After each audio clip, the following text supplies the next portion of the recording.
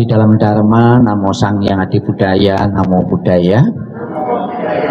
Yang saya hormati Yang Luhur Samanera, yang saya hormati para romo dan pengurus dari Mahavihara Mojopahit, yang saya hormati keluarga yang berduka dan segenap umat yang hadir dalam pelaksanaan puja bakti penempatan abu jenazah almarhum Bapak Eko Hartanto di tempat ini. Pertama-tama saya mengucapkan ikut bela sungkawa atas meninggalnya almarhum Bapak Eko Hartanto, seseorang yang ditinggal kematian, ya, merupakan kepedihan, penderitaan. Sang Buddha mengatakan dalam 4 kesunyataan mulia, mengatakan, dicontohkan duka atau penderitaan, salah satunya adalah dengan orang yang dicintai merupakan penderitaan, berkumpul dengan orang yang dibenci itu juga penderitaan. Jadi ada dua, ya, berpisah dan berkumpul itu merupakan penderitaan bagi yang tidak sesuai dengan harapan kita atau keinginan kita.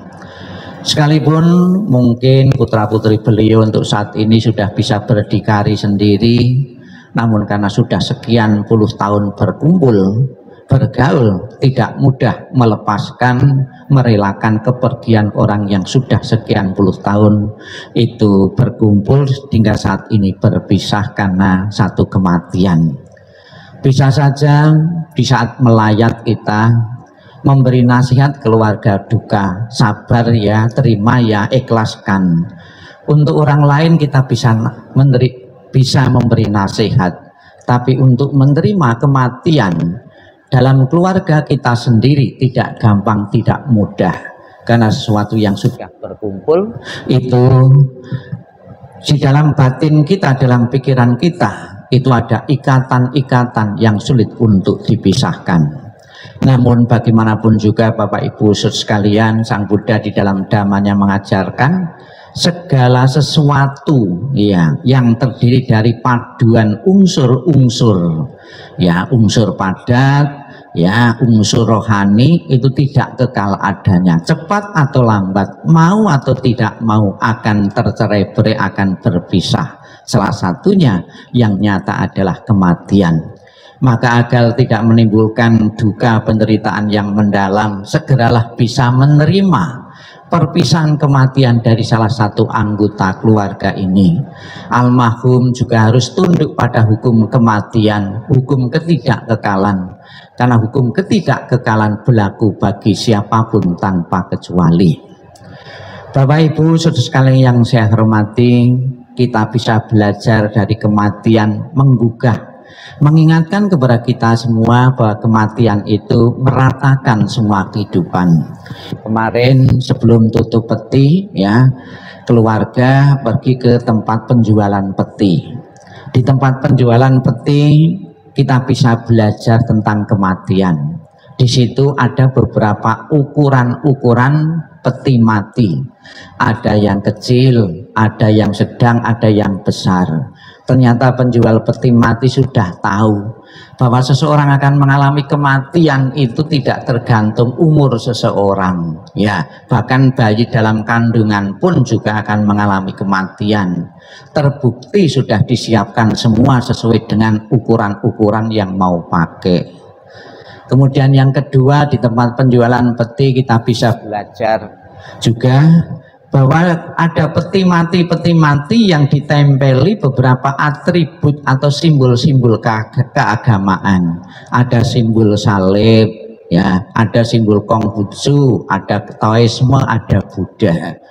Dia juga bisa belajar menyimpulkan bahwa kamu mau beragama apapun itu juga akan mengalami kematian. Terbukti sudah disiapkan peti mati sesuai dengan agama yang dianut oleh seseorang. Kemudian pelajaran yang ketiga, kita bisa bertanya, ada beberapa harga-harga yang berbeda di situ peti mati itu. Ada harga yang murah, ada harga yang menengah atau sedang, ada harga yang mahal. Ya, kamu mempunyai status ekonomi ya seperti apapun, tingkatan apapun juga bisa mengalami kematian. Orang miskin bisa mati, terbukti sudah disiapkan peti mati yang harga murah. Yang menengah, yang konglomerat pun juga akan mengalami kematian, terbukti di situ juga ada peti mati yang miliatan. Ini menunjukkan bahwa kematian adalah hukum universal yang berlaku kepada siapapun. Marilah Bapak Ibu, kematian almarhum ini sebuah pelajaran bagi kita semua bahwa hidup itu ada fasenya, ada masa akhirnya, yaitu kematian. Di kalangan umat Buddha berbicara tentang kematian ada dua pendapat. Yang pertama, ada seseorang meninggal itu langsung bertumimba lahir, langsung dikatakan di dalam Dhammapada, tidak ada tempat perhentian bagimu di perjalanan. Ibarat seorang mati itu menempuh suatu perjalanan, tidak ada halte, tidak ada terminal, tidak ada warung atau restoran untuk berhenti.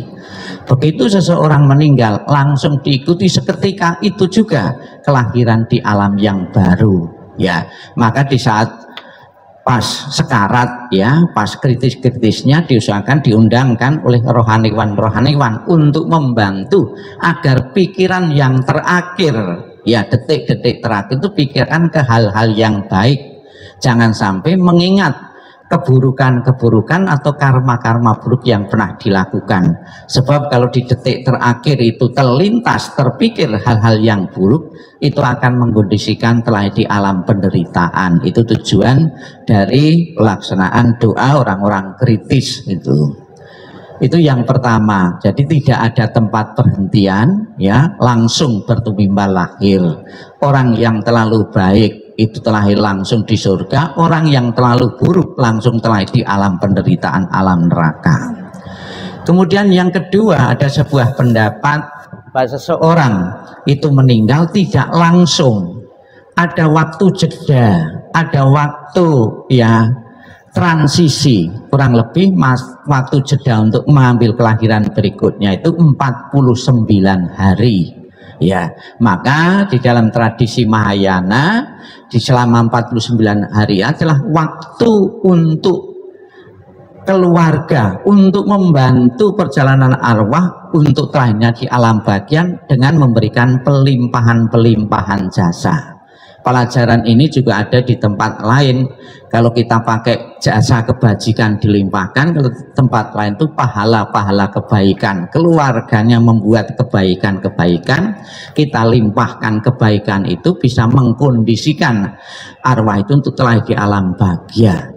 Namun sebetulnya kebajikan yang meninggal itulah yang sangat menentukan, sebab sekalipun kita simpati, kita doakan, tidak ada perasaan bahagia dan senang bagi arwah, itu juga kurang membantu. Di dalam Kisitigarbha Sutra disebutkan apabila selama 49 hari itu leluhur atau seorang yang telah meninggal kebajikannya kurang, itu cenderung telah di alam penderitaan.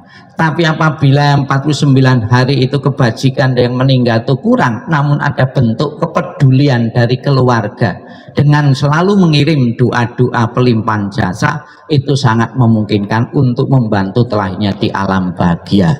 Di kalangan umat Buddha Mahayana yang ikuti tradisi Mahayana, ada yang sembahyangnya selama 49 hari itu 7 kali 7, setiap 7 hari sekali mengirim pelimpahan jasa. Kemudian yang terakhir itu 49 hari, karena 49 hari yang sangat menentukan sekali untuk kelahiran berikutnya di alam-alam yang lain. Silakan keluarga mengirim pelimpahan jasa, bukan berarti harus selama 7 kali melakukan puja bakti seperti saat ini, enggak.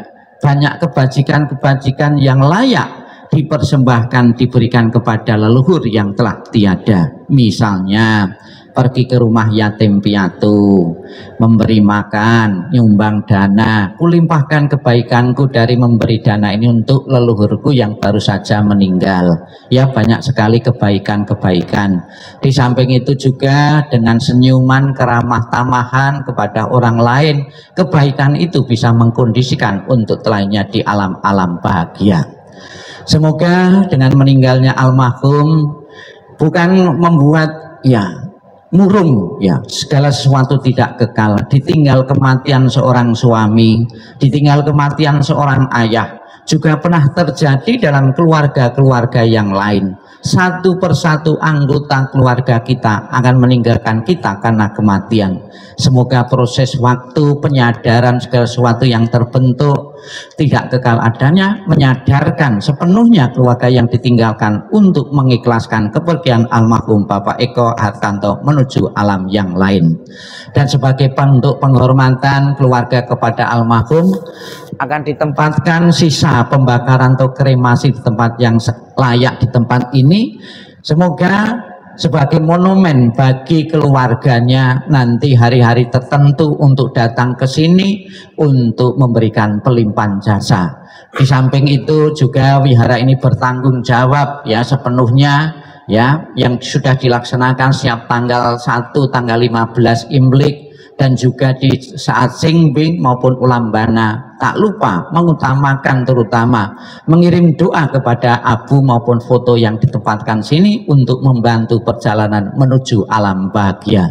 Kita ucapkan selamat jalan almarhum Bapak Eko Hartanto, semoga jalan yang keloi terang dan lapang. Dan pada pagi ini kita bersama-sama membaca, mengulang Amitabha Buddha. Di dalam janjinya yang ke-18 Buddha Amitabha mengatakan, barang siapa menyebut namaku, mengulang namaku dengan penuh keyakinan dan berharap untuk terlahir di dalam surgaku, maka seseorang itu akan dijemput dan ditempatkan di alam surga sucinya. Sadu, sadu, sadu. Marilah Bapak